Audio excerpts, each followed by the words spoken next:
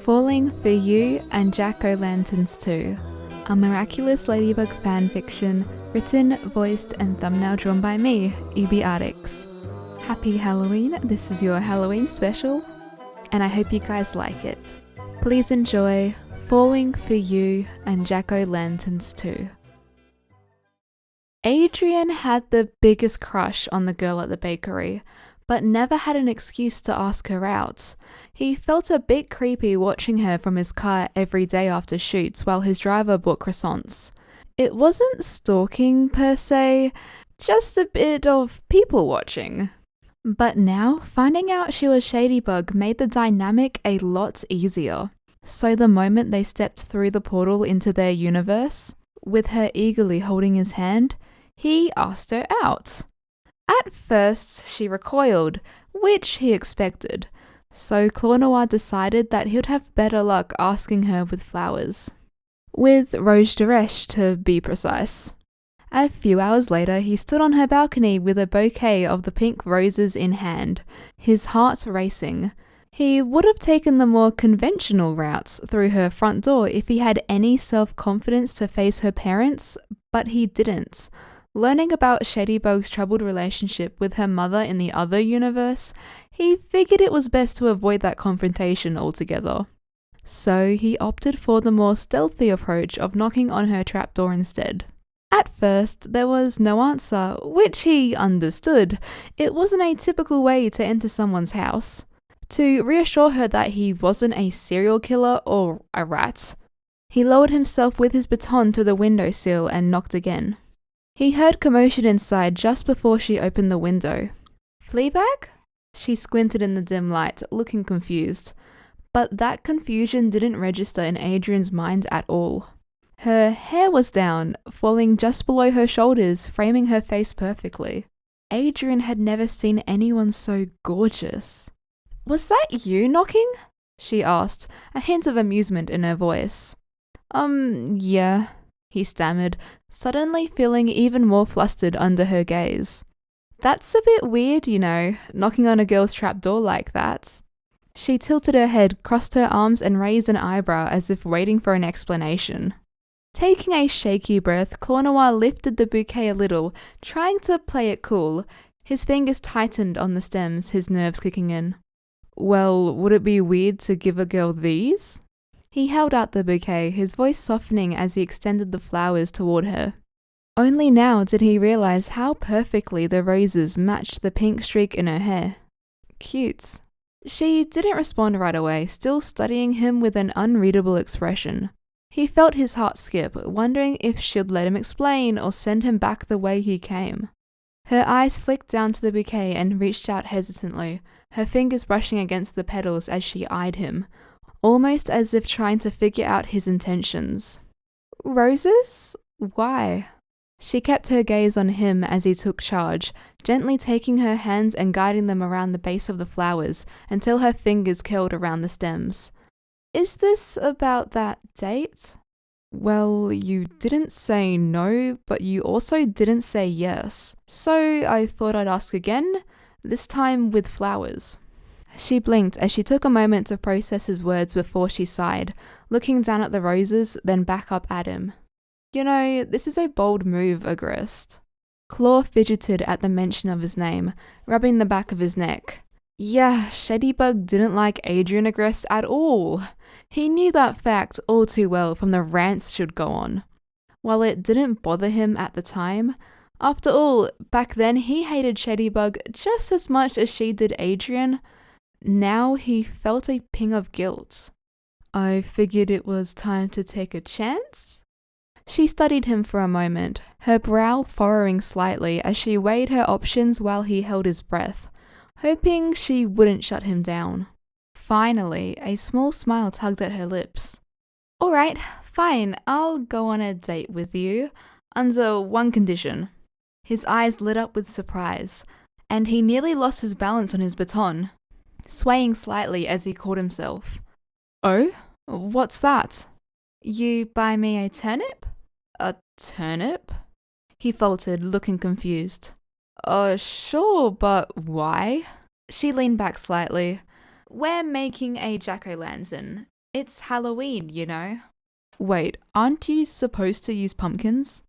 I'll explain after you take me out, she said, turning away from the window with a toss of her hair. She set the bouquet down at her desk, where half-sewn garments lay scattered with sharp cuts and bold patterns mixed with leather scraps and metallic studs. He caught sight of a particularly wild sketch featuring an outfit with what would be hundreds of spikes that made him wonder how she could even wear it without feeling like a walking hazard. Then again, with the studs on his jacket, he was one to talk. She picked up a pink scarf from the floor and tied it around her neck. I'll meet you in the alleyway? Sure. Once Claw Noir de-transformed, his heart raced as he ran his hands through his hair to try and make sense of it before he rounded the corner. And there she was, waiting for him in the dim light of the alley, dressed in a pink knife-pleated skirt that swayed with her movements. Was that eyeliner and red lipstick? Oh, how he might as well faint. She looked way too cute, but kind of intimidating at the same time. So where are we going? She asked, her gaze searching his. He could only smile dumbly in response, his mind racing as he tried to think of something cool to say. He took her hands gently, his thumb brushing over her knuckles as he grinned. Hold on, you're missing something. What? I don't know your name. She let out a laugh, a melodic sound that filled the alleyway, her head tilting back slightly as she did. What? You didn't pick it up before? We invested the other me's room for hours. Adrien shrugged, a sheepish grin creeping onto his face. I was a little distracted by, well, everything. You know, being in an alternate universe. She sighed, rolling her eyes in mock exasperation, though a smile lingered on her face. It's Marinette. Marinette? He repeated, the name tasting fresh and exciting on his tongue as he took a moment to absorb the sound. I like it. It suits you. He noticed her cheeks flushing a soft pink. Nice to meet you, Adrien Agreste. Now that we're officially introduced, I heard from a cat you were taking me on a date. His brain momentarily short-circuited, scrambling to catch up. Yes, that's me. How about the supermarket? The supermarket? You wanted to carve a turnip, right? So let's buy that and some snacks, and we can carve it at the park, maybe? Like a picnic? She asked, tilting her head slightly. I mean, I would, but using sharp knives so openly might land us in trouble. What, the infamous Shadybug is scared of getting in trouble? He teased, smirking playfully as he leaned slightly closer. First of all, it's Ladybug now, she shot back, her eyes narrowing playfully. And second of all, I don't trust you to use a knife without parental supervision, so we'll set up camp at yours. Did you just invite yourself over to my house? He asked, feigning shock. Her smile faded as she looked down, her fingers fidgeting on the hem of her skirt. Well, you seem to have a much better relationship with your father than I do with my parents. Adrien frowned. Will you be able to fix it? She sighed, glancing away as if searching for an answer in the shadows of the alley. I don't know. This universe is different. I can't imagine my mum being so concerned about me over the sound of a broken mirror, like over there. Her voice trembled slightly, revealing a vulnerability he hadn't seen before. Without thinking, he lifted her chin gently, his thumb brushing against her cheek, trying to offer comfort. Hey, we'll go to mine. Come on. As she met his gaze, he saw eyes threaten her eyes, and it made his heart swell. He lifted her hand to kiss her knuckles, and with a gentle tug, he encouraged her to walk alongside him.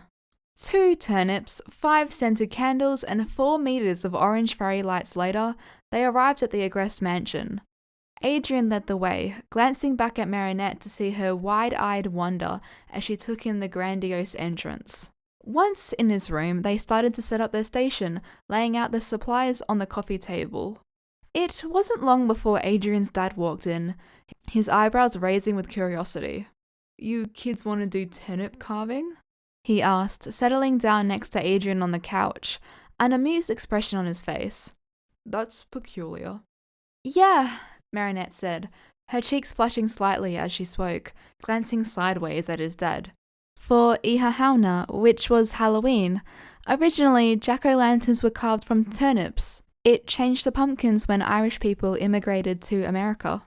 Adrien chuckled, smiling at her as if his dad wasn't sitting right next to them. And here I thought Halloween was American. You're quite knowledgeable, Marinette, his dad commented as his keen eye for fashion assessed her outfit.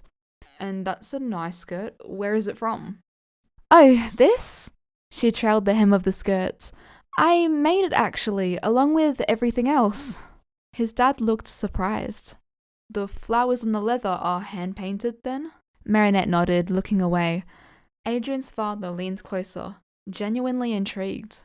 That's impressive for a girl of your age. I like your eye. Adrien grinned, his heart swelling with pride for Marinette. She's incredibly talented, Dad. You should see some of her sketches. They're amazing. You've seen my sketches? Marinette asked, her eyes widening with surprise. On your desk and your Instagram. How'd you find that? She replied, a hint of embarrassment creeping in. Adrien looked at her sheepishly, a small smile playing on his lips. I might have googled your name while we were at the store. Marinette's cheeks flushed, and she crossed her arms. You creep. She tried to sound stern but was unable to hide the smiles hugging at the corners of her mouth.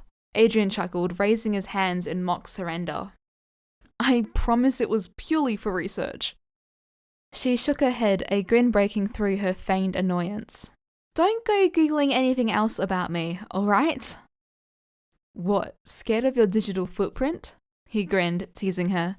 Because I might have found your Jagged Stone Tumblr blog. Shut up! Marinette exclaimed, trying to cover his mouth with her hand.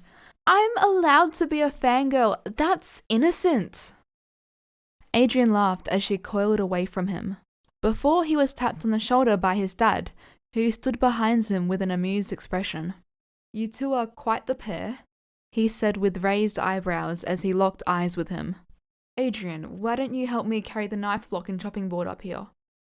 Okay, Adrien said, getting up to follow his dad into the doorway.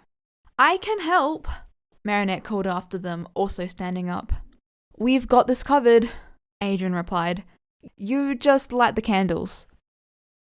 As they stepped into the hallway, his father smirked knowingly. You like this girl, is that right? Adrien felt a flush creep up his cheeks. Caught off guard by the question. He hadn't had a civil conversation like this with his father since his mother died. If only she could meet Marinette. Yeah, he admitted, his voice barely above a whisper. She only agreed to go on a date with me if we carved turnips. She's lovely. Gabriel smiled down at him. She is, and apparently good at carving root vegetables. They turned to the kitchen. She's the daughter of the owners of the bakery across the street. Ah, Tom and Sabine, his father replied, nodding. Your driver did mention you visit there a lot. Adrien squeaked. His driver said that? What happened to privacy? Don't worry, son, Gabriel said with a wave of his hand. It's just a casual observation. After all, they do make excellent pastries. No harm in appreciating the sweeter things in life, right? Adrien relaxed slightly, though the thought of his father being so interested in his life still gawned at him, especially after discovering Marinette's home life. Had he been taking his dad for granted, like he did his mother? Yeah, the croissants are great, he muttered, forcing a smile. Indeed, Gabriel continued, and it's good to know you're spending time with good people. Adrien nodded, unsure of how to respond to this whole having a good father-son relationship situation. It felt strange, almost foreign, to share these moments with his dad again. He glanced at his father, whose expression was full with genuine interest, and realized how much he had missed this. For so long their conversations had been overshadowed by grief and distance. But now, in this moment, he felt a flicker of hope that things might be different for him now that he's letting his mother go.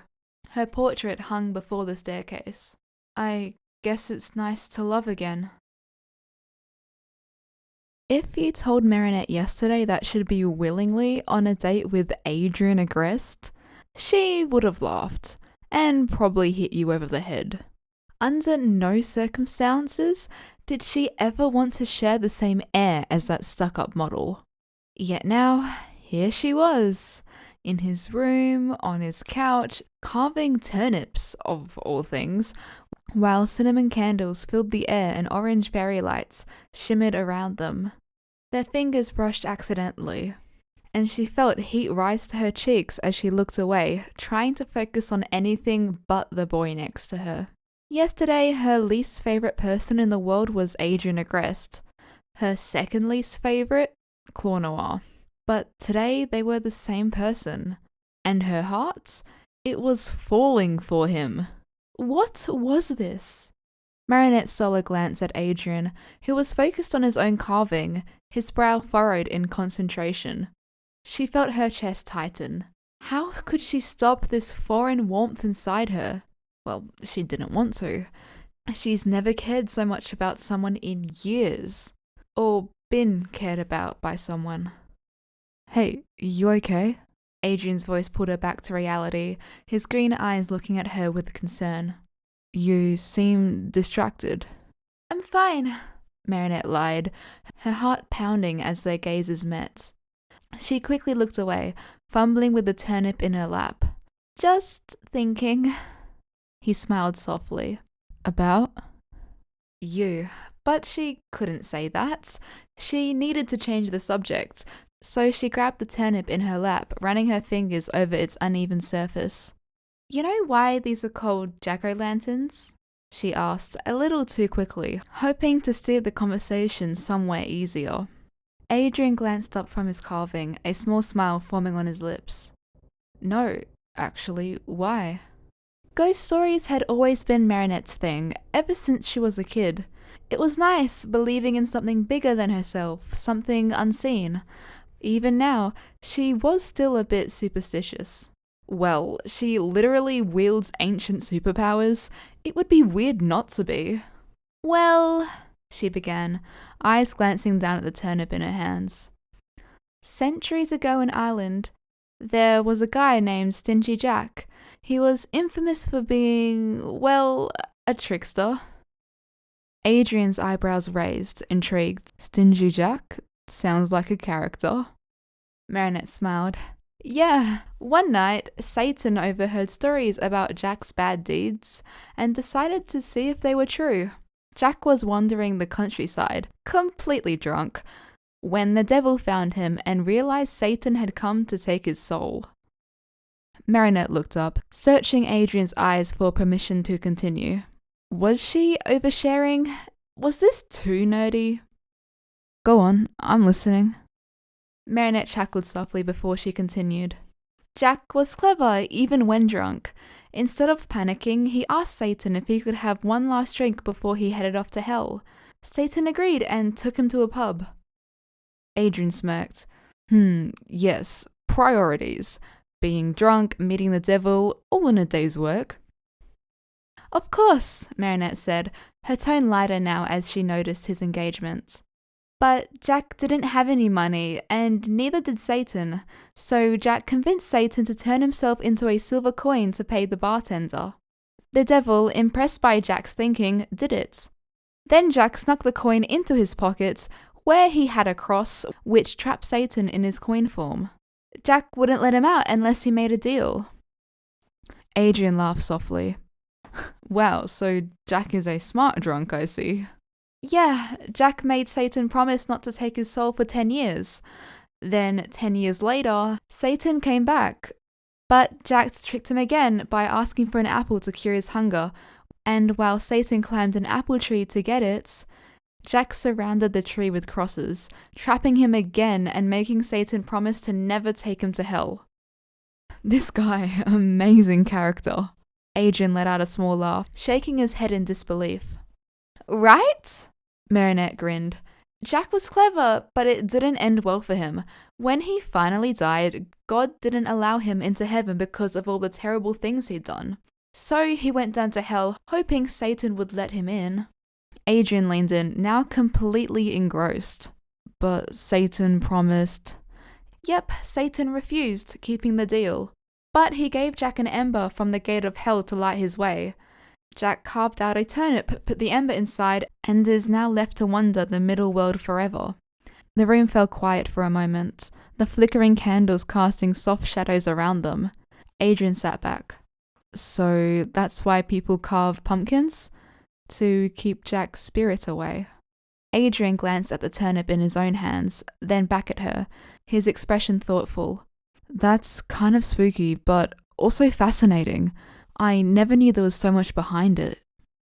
Marinette smiled softly, her fingers tracing the turnip's ridges.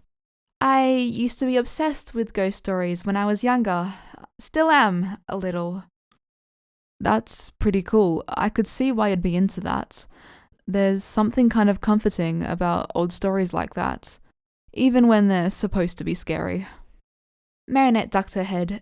It's kind of like us. Jack made a deal with the devil, and we made a deal with the Supreme, and it was breaking us.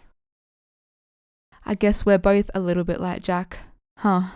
Always trying to outsmart something we can't fully control. Adrien looked down before his expression changed and set down the turnip between them. But maybe we don't have to be like Jack. Maybe we can find a way to escape the traps we've set for ourselves. Marinette leaned back into the couch, the warmth of the candles and Adrien's present wrapping around her like a blanket. They had a big fight ahead of them. They were planning to betray the Supreme and join their enemy, reclaiming their agency and fighting for their freedom. It was a bold move, but one that promised a chance to live their lives happier, like in the other universe, where good choices had led to brighter futures. And being here, with Adrien, felt like the best choice she could make right now. Adrien's eyes softened, and he reached out, brushing his fingers lightly against hers. The contact sent a jolt through her, igniting a warmth that spread from her fingertips to her heart. Marinette held her breath, her pulse quickening as she noticed the way Adrien's gaze flickered to her lips, then back to her eyes. The air between them thickened, charged with unspoken words and longing. She could see it in his eyes, the hesitance, the hope.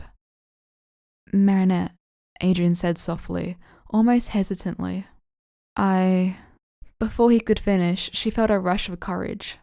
Adrien, But the words caught in her throat, so instead she leaned closer, her heart pounding in her chest.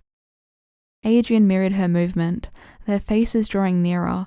The unfair world outside that had treated the two so badly faded away. The kiss was tentative at first, before Marinette melted into him. A soft sigh escaped her lips, deepening the kiss as her heart raced, surrendering to the moment. Adrien's lips were soft against hers as he pulled her closer, their bodies fitting perfectly against each other. Marinette felt as if the stars had aligned just for this moment, that this was how they were supposed to be, together in every universe. When they finally pulled away, breathless and wide-eyed, the realization of what they had shared hung in the air. Marinette's cheeks burned, her forehead resting against his. She searched his eyes, and Adrien looked at her in awe. "Wow," she breathed, her voice barely above a whisper. Adrien chuckled softly, his cheeks flushed. "Yeah, wow." Together, they could face whatever their cruel world had in store. No longer wandering alone like Jack, but walking side by side into whatever lay ahead. Now, they both had someone worth fighting for.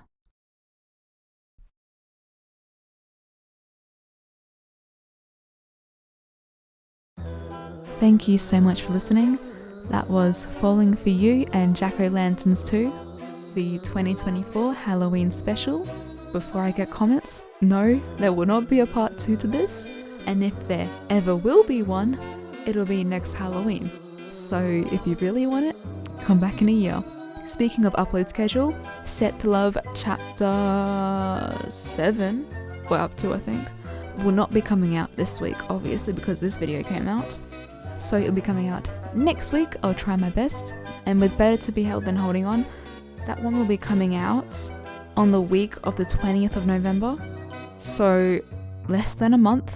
I need to finish my exams first before I write that one out. I'll put more details about my upload schedule in the comments below. So if you have any questions, just look at the pinned comments. It'll be all in there. It'll make sense and it'll be finalized. I would also like to thank everyone for 200 subscribers. I know I'm late, but I still wanted to say thank you. So thank you very much for watching my videos and subscribing. I appreciate it a lot. And if you haven't already, make sure you do that, because otherwise you might miss my next videos and that'll be sad. Who else loves this spooky music? I love Halloween because I get to play spooky music in my videos. I have an excuse. Also, I'm not sure if I really got all the Paris special lore rights in this one shot. If I didn't, then I'm sorry. My excuse is that I've made headcanons in my head. So, and I play to those. So if this doesn't fit proper canon, then I'm sorry, but headcanons happen in my head and then I treat them as facts. So, that's just how it is sometimes. Would also like to quickly plug my Discord server. We have, I think, 5 members. Let's go, I think, maybe 4. Whatever, doesn't matter. I appreciate you all. I also put my upload schedule there. I talk to you, I answer messages on there. I have text channels where you can send like cool fan art if you find anything online, like link it. I've been meaning to link stuff but I keep forgetting. But no, it'd be cool if more people join that, that'd be great. You also get notified whenever I upload a new video. I do also have an Instagram, so if you want to follow me on Instagram, it's kind of in a state. I'm not gonna lie, I don't blame you for not following me on Instagram at all. I prefer you to join Discord if you're gonna do anything, join Discord.